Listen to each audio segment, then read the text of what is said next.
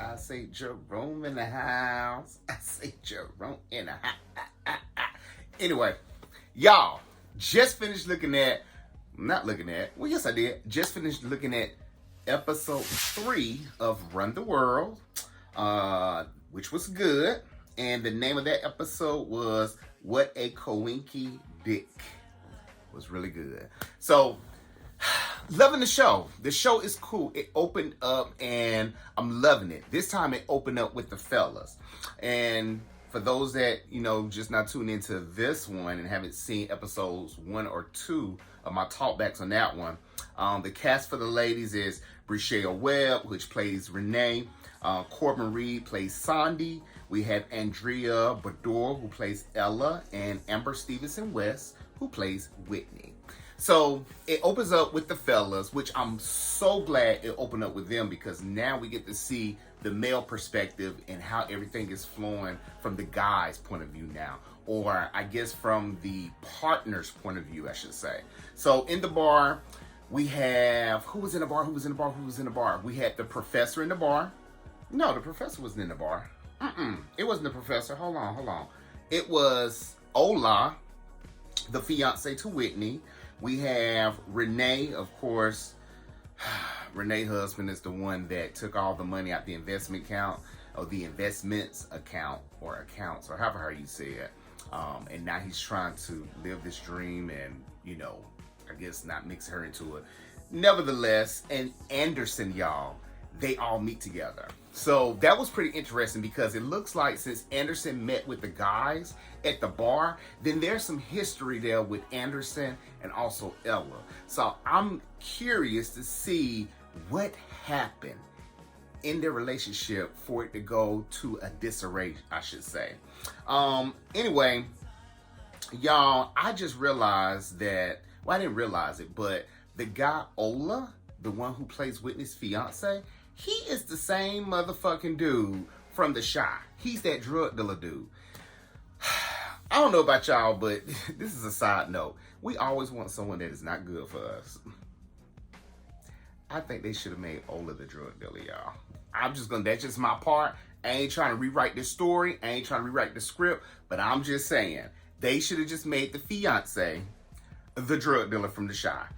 That's all I'm gonna leave it at. But anyway, it leaves off to Ola is asking the guys what's their plans for the weekend and what's going on. And so Renee's husband, go ahead and let them know that they're going through a divorce, so separation is perfect. And then Anderson said that he wasn't doing anything. So Ola extends the invite to Anderson because Ella's birthday is, I guess, the weekend coming up or that current day or whatever. No. It's the weekend coming up or a few days coming up because it starts off at the bar at night. So he invites her, so that was that. So he invited her and that's it. Anyway, it flips the script to Renee calls Ella singing happy birthday to her while Ella goes through her thoughts of being an unaccomplished black woman. Now, y'all, this is a side note, or not a side note. This shit is relatable, really relatable, because I think in the story, Ella said that she was turning 32 years old. I believe she did. And I remember when I was at that age, and I still think about it at this moment. Adulting is so different than what we saw as children or as beginning or younger adults. And so basically she went through that whole spiel about, I don't have this, I haven't done that, I need to do this, I need to do that. We've all done it before. Y'all, when they are speaking about situations, or rather situationships, it hits home. So it's good. This show is really relatable. It really grabs my attention. Anyway, after all that was over with, Renee is talking to her colleague, maybe a boss or someone that's in another position or a higher position, a position up, and she was talking to her about a higher position that she wanted to be in. And anyway, they chit-chat about that, and that was it. They chit-chat about that, and then it wrapped up, and that was that. Let's see. Next, let's see. Oh, we get to see Whitney and her fiance in action. or Whitney and the drug dealer in action. Now, y'all, I know this man is a doctor and everything in the show, and it's portraying us in the most positive light, and I love it because what we see or what you guys are going to view when y'all tune into Stars and check out Run the World, y'all going to see that they are everyday people like your friends, your family, even your damn self. But I need Ola to be the drug dealer. Y'all need to check out The Shy. When y'all see it, I don't know. I mean, I know they say what's good for you, you know, you shouldn't be with, and what's right for you, you should be with. Yeah, I said that right. But I still want Ola. So anyway, he walks in, he has his drawers on, she has a little nightie on. He's really in tune, and he's really for the wedding because he brings up two things. What did he bring up? One was the registry. I ain't never heard about no goddamn man bringing up no damn wedding registry, which was good. So he brought up the wedding registry, which lets me know that he is really into this wedding. He's really want to get married to her. He's really in tune. And then he also talked about children. And her ass was not hearing it. That's all I can say. And then after that, let's see.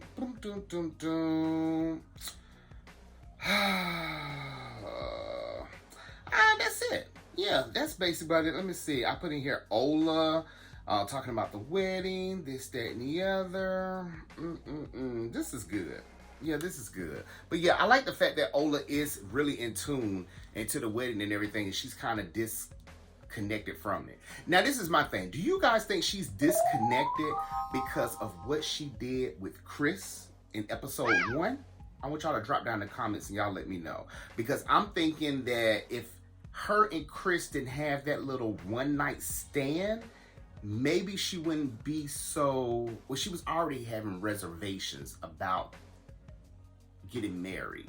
But I'm thinking, or I'm guessing with what she was going through, those are just wedding, what's the word I'm looking for? I don't know what I'm looking for. But I think there's just something that you get, those jitters, wedding jitters. I think that's the word you say for it.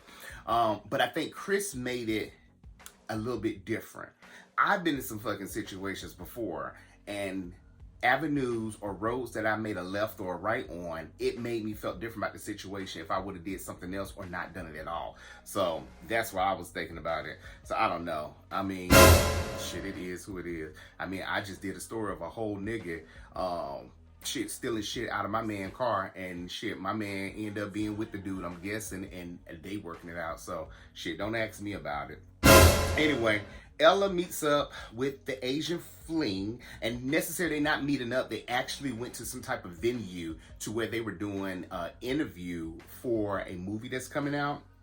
So that was pretty dope. They basically just talked about what happened, work and everything else. It was cool, and basically in a nutshell, the Asian guy, or it may have been Ella, they let the cat out the bag and said they've been trying to do this for like 8 years. So it might have been him, because he said he was trying to get with her for 8 years. So that was pretty cute, you know what I'm saying? He had the whiskey dip, need some testosterone shots, as I call it, and they cool with it. And you know, that's all about being an adult. Let's see what we got to say, and let's move on and see what happens next. Anyway, after that, Sandy and her man. So we are introduced to Sandy and her man. So apparently how this setup came about, he was walking, or they were on campus. I really couldn't tell because, you know, the show is based in New York, out of the city of Harlem. So I know the setup of the city life is a bit different than what I'm used to here in Atlanta. But they were on campus, and he walked past her and didn't say anything. And so I was like, oh, wait a minute, because she kind of looked like, what's up with this? So after they catch up with each other, like right immediately, come to find out that those guys are doing a little bit of fraternization because they shouldn't be dating. And I don't know why I didn't think about this at first, but she's the student and he's the professor, so it's kind of like But anyway, with that being said, she told him that, hey, my friend Ella's having a little birthday party, we're coming through. And so he goes into the fact about, you know, he went into a lot of stuff. Y'all need to see it, because basically he said something about them moving in together, or should be moving in together. She's actually giving the pushback, which I'm shocked, and I'm glad they're doing it this way. So she's giving the pushback of them being together, and he's wanting to let the world know. And he's able to suffer the consequences, so that's some love there. But anyway, she tells him about inviting him to the birthday party, and that was that. So Ella Shindig is Here It Goes. So then after that, let's see, the story jumps back to Ella. Dun, dun, dun, dun, dun. It basically goes back to the women. So it jumps back to Ella and the other girls. And basically they talk about black women empowering. They talk about delayed fertility, babies, of course, the wedding, getting old. I love what my girl Renee said, played by Bruchelle Webb. She was like, y'all can, play that card game or the old game. I ain't old. I get every bit of what she's saying. I'm not per se ashamed of my age, but I don't want that old vibe because I just felt like that I'm just not getting into the me. And so I feel what she's saying. I ain't getting old. Y'all motherfuckers can say y'all old, but I ain't old. I'm still young and young at heart. So they was talking about that, and that was that. All the women did look sexy in their little bathing suits. They passed the test again. I did not care for Whitney's bathing suit, but of course somebody else liked it. I know outfits are subjective, so that's that. Let's see. Next, we meet up with Barb, y'all. Y'all remember Barb that I told y'all about in episode 1, played by Erica Alexander from Living Single and The Cosby Show. So she was in there. Ella had invited her to the karaoke spot. Y'all, I love this karaoke spot. Let me tell y'all how it's set up. And y'all need to go check it out too. Check out the movie. But basically, instead of being a karaoke bar, it's like a karaoke room. And so basically, you rent out a room, and that's your karaoke spot for you and your friends. Pretty cool. I like the whole setup. I hope we have something like that in Atlanta, because I would love to get some friends together and we do that. Cut the food, get drunk, and we all in our respective space. But anyway, they meet up. After they meet up and they're in there, they're talking or whatever, the ladies walk in. Let's see. Renee walks in, followed by Ola and Whitney, our drug dealer boyfriend, her fiance. And then Sandy and her fine ass Professor Man walks in. And so that's that. Everyone is having fun. I like that they're mixing the characters as far as the personality. So now we get to see them cut up active food. They're drinking a little bit, they're singing. So we see a little versatility in the characters instead of just at the bar, just at the house, just at the club, just outside. They are just not at a karaoke spot. So now this is perfect. So loving it, loving it, loving it, loving it. So relatable, so relatable. Now, after all that's being said and done, y'all, guess who walks in the door? Chris, y'all. The nigga that Whitney had the one night stand with. Y'all, I know that's community dick and everything.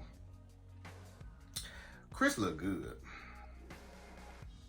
And I'm trying to figure out, and I think I said this in episodes 2 review. I did say in episodes 2 review, I think I did something to this extent, but maybe the nigga community dick because he can't find no one that he really vibe with. Not saying that he should be vibing with his dick. We not saying that. But maybe that's why he went through so many people. Because this review that I wrote y'all and how he was interacting with Whitney or wanting to interact with Whitney, he liked that girl. He really liked that girl. But let me tell y'all the tea though. So, let's see. Chris walks in. Whitney one night stand. Let's see. You know what? And I did put something funny here, y'all. See, this is why Ola should be played by the goddamn drug dealer from the shop. Because if he was that goddamn drug dealer, all this mess would be going on with Chris. So she'll be in her happy place because she'll have that rough nigga from round the way that want to settle down. But that's like having it sunny every day, knowing it got the rain and do everything else around here. But anyway, those two know each other, y'all, too. I don't know where they know each other from, and I couldn't catch it, but Ola and Chris run into each other because when Ola saw Chris, he immediately went up to him, gave him dap, and, they exchanged some words, and then he walked off, and that was that. Y'all, Whitney turns around while that's going on and locks eyes with Chris. Y'all, when I say locked eyes, they locked eyes, except her locked eyes was in shock. His was like, aha. And so she turns around, she asks Renee who invited him. Renee was like, I did. And so long story short, Renee was like, shit, I'm going through a divorce. I'm looking for someone to fuck afterwards. Community dick. I don't know how I feel about that because this is just too much. all your friends on set on the same dick. But anyway, I digress from that. Renee said some shit that she done picked up from my YouTube. I need to find out she listened to it. But if you sleep with someone that you already slept with, the body count don't count. And that's it. That's all I'm gonna say. And don't correct what I said, y'all. You know, I'm living for me. Y'all gonna live for yourselves. But anyway, after that, I told y'all Ola knows Chris. That's that.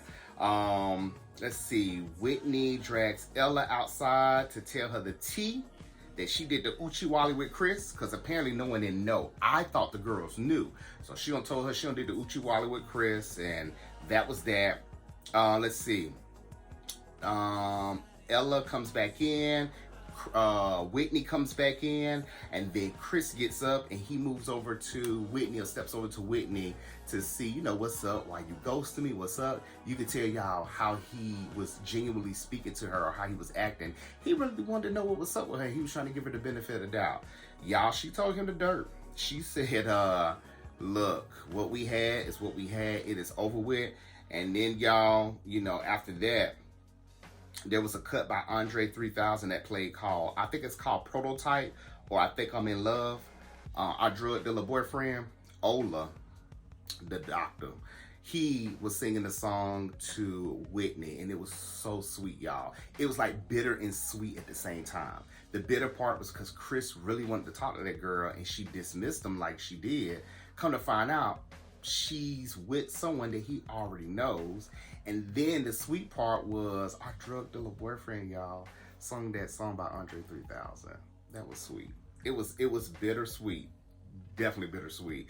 And bro walked out, y'all. He walked out. He was really hurt. So I know some shit finna come up soon. And I hope he does not confront Ola about it.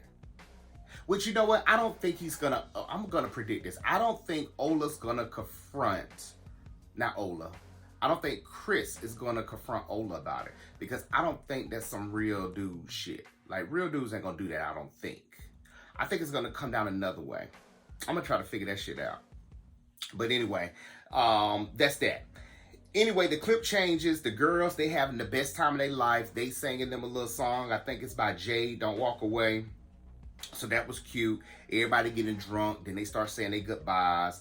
Let's see. After they said their goodbyes, it was Whitney and her man. They said their goodbyes. They walked out. And then Bart walked out, you know, played by Erica Alexander. She walked out, did her thing. And after that, Anderson walks in. So y'all remember Anderson was from episode 1. He's the fine dude that Ella used to be with, that she had some questions or concerns about. And it's so crazy because when he walked in the door, I don't know what the name of the song is. I think it's called You Ought to Know by Alanis Morissette. But y'all, when I tell you that song fit in that scene, because basically there was some heartbreak, some headache, and all kinds of everything else that was going on between Ella and Anderson. And so he walked in and he was looking at her perform, and she was giving it her all, y'all. Like, listen to a damn Mary J. Blige CD. But anyway, that was that. He, no, he doesn't do anything. She tells him, or tells the crew, that she's hungry. And shit, she built like me, y'all. Food is my happy place. Anytime I'm upset with a nigga, let's go eat somewhere. We eat somewhere, we good. Make sure you pay too. I'll tell y'all about that later too. But anyway, they chat about Anderson and Ella. They chat about what happened in their relationship and how the shambles happened. So something about him going to Africa and him doing some leg work, or not leg work, but he doing some work that was good for the world or the community or whatever the case may be. And it ended up being longer than expected. So you guys feed into that when you check it out. I want you guys to come up with what y'all thoughts are about, you know, was it right, wrong, or indifferent? I understand her feelings on why she felt like that. But I don't want to disregard her feelings as well, because I'm kind of like in the middle ground of it. And of course, I'm like that because the show is not giving us enough information about Anderson, which is cool because something got to keep us hooked, right? Anyway, at the end of the show, the bartender brings out, because they went to go get something to eat, and the bartender brings out a cupcake with a candle. And so Anderson tells her to make a wish. And so the clip shows her for probably like a good 5-6 seconds of her thinking of a wish, and then she blows it out. So I don't know what she wished about, but I'll tell you what my wish is. I want Ola to be the drug dealer from The Chi. Anyway, that is my review on Run the World Season 3. Make sure y'all like, share, subscribe. Tell a friend, mama, sister, cousin, brother, sister, co-worker, enemy. I need to get that little tagline said correctly so I can say it right in each video. Anyway, I'm rambling, I'm mumbling. I'll talk to y'all later. It's me, Jerome. Talk to y'all later.